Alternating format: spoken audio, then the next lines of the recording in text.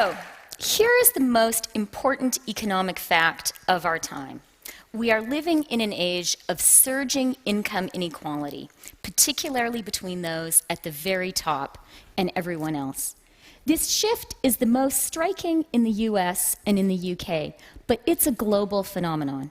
It's happening in communist China, in formerly communist Russia. It's happening in India, in my own native Canada. We're even seeing it in cozy social democracies like Sweden, Finland, and Germany. Let me give you a few numbers to place what's happening. In the 1970s, the 1% accounted for about 10% of the national income in the United States. Today, their share has more than doubled to above 20%. But what's even more striking is what's happening at the very tippy top of the income distribution. The 0.1% in the US today account for more than 8% of the national income. They are where the 1% was 30 years ago. Let me give you another number to put that in perspective. And this is a figure that was calculated in 2005 by Robert Reich, the Secretary of Labor in the Clinton administration. Reich took the wealth of two admittedly very rich men, Bill Gates and Warren Buffett, and he found that it was equivalent to the wealth of the bottom 40% of the US population, 120 million people. Now, as it happens, Warren Buffett is not only himself a plutocrat, he is one of the most astute observers of that phenomenon, and he has his own favorite number. Buffett likes to point out that in 1992, the combined wealth of the people on the Forbes 400 list, and this is the list of the 400 richest Americans, was $300 billion. Just think about it. You didn't even need to be a billionaire to get on that list in 1992. Well, today, that figure has more than quintupled to 1.7 trillion. And I probably don't need to tell you that we haven't seen anything similar happen to the middle class, whose wealth has stagnated, if not actually decreased. So we're living in the age of the global plutocracy, but we've been slow to notice it. One of the reasons, I think, is a sort of boiled frog phenomenon. Changes which are slow and gradual can be hard to notice, even if their ultimate impact is quite dramatic. Think about what happened, after all, to the poor frog. But I think there's something else going on. Talking about income inequality, even if you're not on the Forbes 400 list, can make us feel uncomfortable. It feels less positive, less optimistic to talk about how the pie is sliced than to think about how to make the pie bigger. And if you do happen to be on the Forbes 400 list, talking about income distribution, and inevitably its cousin, income redistribution, can be downright threatening. So we're living in the age of surging income inequality, especially at the top. What's driving it, and what can we do about it? One set of causes is political. Lower taxes, deregulation, particularly of financial services, privatization, weaker legal protections for trade unions. All of these have contributed to more and more income going to the very, very top.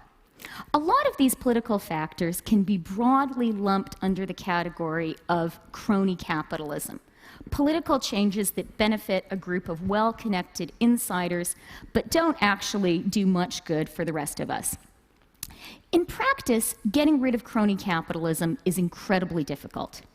Think of all the years reformers of various stripes have tried to get rid of corruption in Russia, for instance, or how hard it is to re-regulate the banks even after the most profound financial crisis since the Great Depression, or even how difficult it is to get the big multinational companies, including those whose motto might be, "Don't do evil," to pay taxes at a rate even approaching that paid by the middle class. But while getting rid of crony capitalism in practice is really, really hard, at least intellectually, it's an easy problem.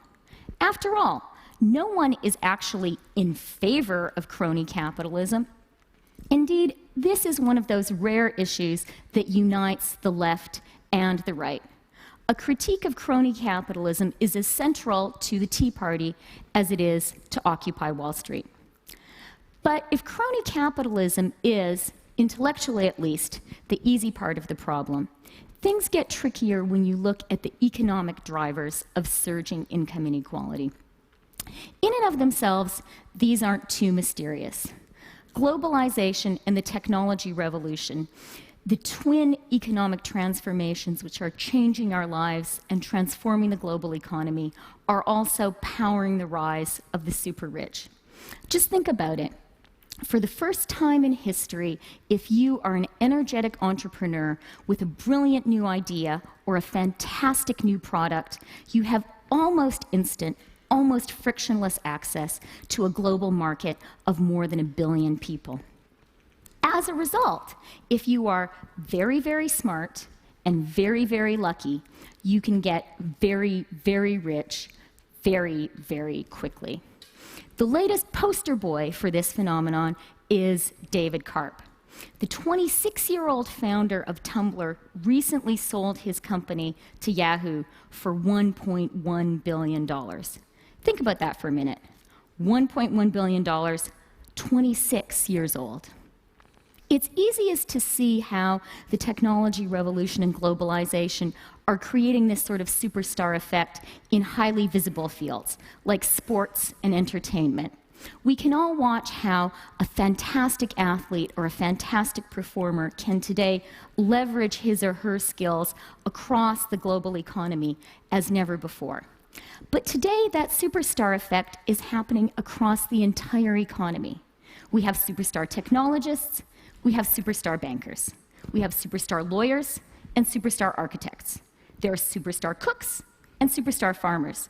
There are even, and this is my personal favorite example, superstar dentists, the most dazzling exemplar of whom is Bernard Toiti, the Frenchman who ministers to the smiles of fellow superstars like Russian oligarch Roman Abramovich or European-born American fashion designer Diane von Furstenberg.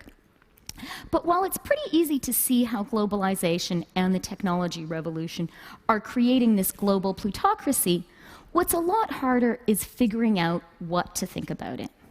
And that's because, in contrast with crony capitalism, so much of what globalization and technology revolution have done is highly positive. Let's start with technology. I love the internet. I love my mobile devices. I love the fact that they mean that whoever chooses to will be able to watch this talk far beyond this auditorium. I'm even more of a fan of globalization. This is the transformation which has lifted hundreds of millions of the world's poorest people out of poverty and into the middle class. And if you happen to live in the rich part of the world, it's made many new products affordable. Who do you think built your iPhone? And things that we've relied on for a long time, much cheaper. Think of your dishwasher or your t-shirt. So, what's not to like? Well, a few things. One of the things that worries me is how easily what you might call meritocratic plutocracy can become crony plutocracy. Imagine you're a brilliant entrepreneur who has successfully sold that idea or that product to the global billions and become a billionaire in the process. It gets tempting at that point to use your economic nous to manipulate the rules of the global political economy in your own favor. And that's no mere hypothetical example. Think about Amazon, Apple, Google, Starbucks. These are among the world's most admired, most beloved, most innovative companies. They also happen to be particularly adept at working the international tax system so as to lower their tax bill very, very significantly. And why stop at just playing the global political and economic system as it exists to your own maximum advantage? Once you have the tremendous economic power that we're seeing at the very, very top of the income distribution and the political power that inevitably entails, it becomes tempting as well to start trying to change the rules of the game in your own favor. Again, this is no mere hypothetical. It's what the Russian oligarchs did in creating the sale of the century privatization of Russia's natural resources.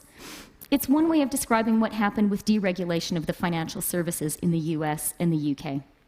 A second thing that worries me is how easily meritocratic plutocracy can become aristocracy. One way of describing the plutocrats is as alpha geeks, and they are people who are acutely aware of how important highly sophisticated analytical and quantitative skills are in today's economy. That's why they are spending unprecedented time and resources educating their own children. The middle class is spending more on schooling too, but in the global educational arms race that starts at nursery school and ends at Harvard, Stanford, or MIT, the 99% is increasingly outgunned by the 1%.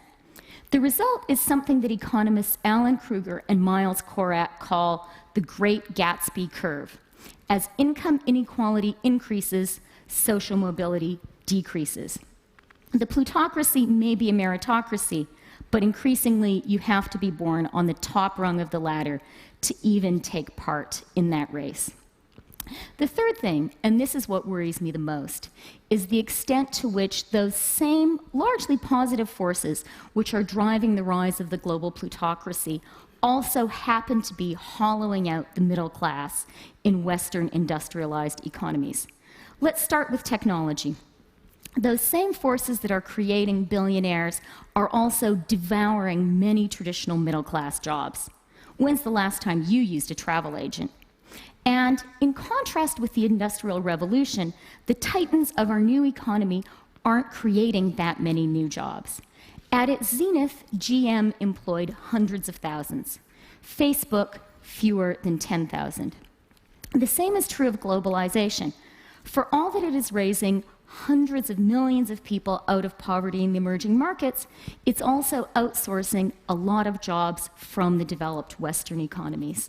The terrifying reality is that there is no economic rule which automatically translates increased economic growth into widely shared prosperity. That's shown in what I consider to be the most scary economic statistic of our time. Since the late 1990s, increases in productivity have been decoupled from increases in wages and employment. That means that our countries are getting richer, our companies are getting more efficient, but we're not creating more jobs, and we're not paying people as a whole more. One scary conclusion you could draw from all of this is to worry about structural unemployment. What worries me more is a different nightmare scenario. After all, in a totally free labor market, we could find jobs for pretty much everyone. The dystopia that worries me is a universe in which a few geniuses invent Google and its ilk, and the rest of us are employed giving them massages. So when I get really depressed about all of this, I comfort myself in thinking about the Industrial Revolution. After all, for all its grim, satanic mills, it worked out pretty well, didn't it? After all of us here are richer, healthier, taller, well, there are a few exceptions, and live longer than our ancestors in the early 19th century. But it's important to remember that before we learned how to share the fruits of the Industrial Revolution with the broad swathes of society, we had to go through two depressions, the Great Depression of the 1930s, the Long Depression of the 1870s, two world wars, communist revolutions in Russia and in China, and an era of tremendous social and political upheaval in the West. We also, not coincidentally, went through an era of tremendous social and political inventions. We created the modern welfare state, we created public education, we created public health care, we created public pensions, we created unions. Today, we are living through an era of economic transformation, comparable in its scale and its scope to the Industrial Revolution. To be sure that this new economy benefits us all, and not just the plutocrats, we need to embark on an era of comparably ambitious social and political change. We need a New Deal.